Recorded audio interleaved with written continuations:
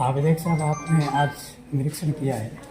Hostel का, क्या कमियां नजर आई और क्या कमियां हैं उसकी? कस्तूरबा गांधी आवासीय बालिका विद्यालय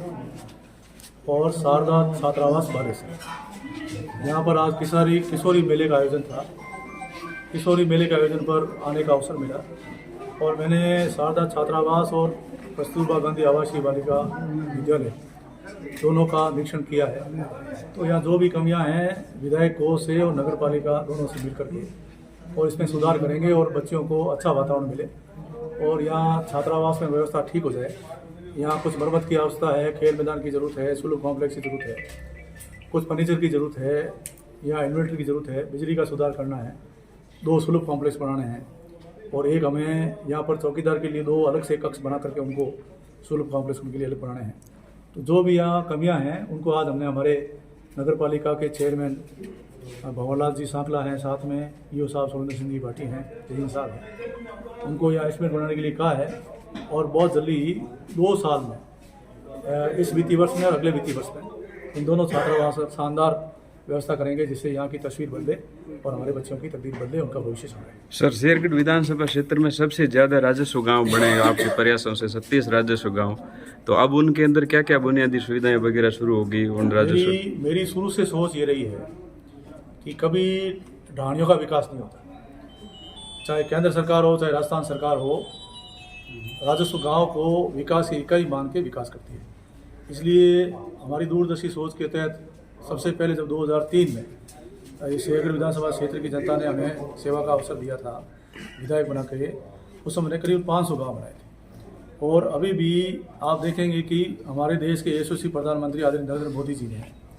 जो अनुसूचित जाति के लोग हैं और पिछड़े लोग हैं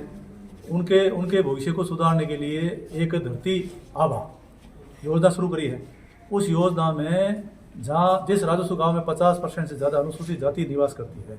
उस गांव का चयन हुआ है। तो जोधपुर जिले में 10 विधानसभा है, उसमें 54 राजस्व गांव का चयन हुआ, जिसमें से 46 राजस्व गांव केवल मात्र शेरगढ़ विधानसभा क्षेत्र के हैं। तो आपको समझ में आ जाना चाहिए कि जब राजस्व गांव बड़ा है तो 46 गाँव आ गए। अगर बड़ा गाँव होता तो उसमें जनसंख्या 50% से ज़्यादा नहीं होती, इसलिए चयन नहीं होता। तो छोटे गाँव बनाने से जहाँ भी अनुसूचित जाति और अनुसूचित जनजाति,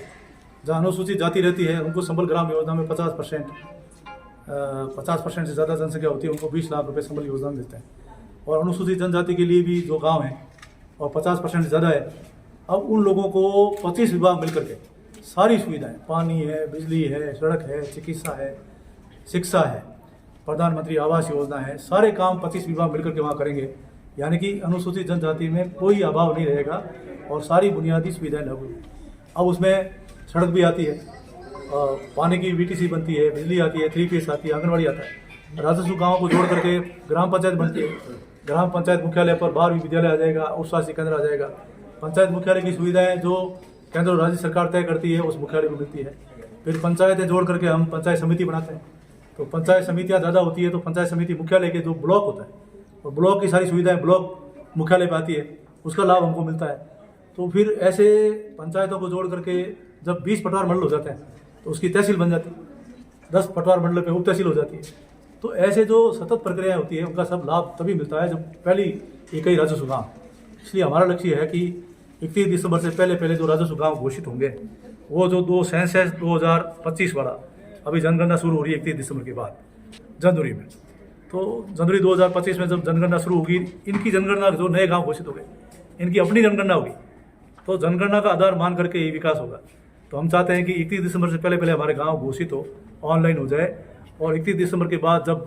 1 जनवरी 2025 को नई जनगणना होगी और उन जनगणना में हमारी राजस्व गाँव की जनगणना हो जाएगी, तो स्वतः उनको जो सरकार की योजनाओं का लाभ मिलता रहेगा, जिससे हमारा शेरगढ़ एक विकसित विधानसभा क्षेत्र बनेगा और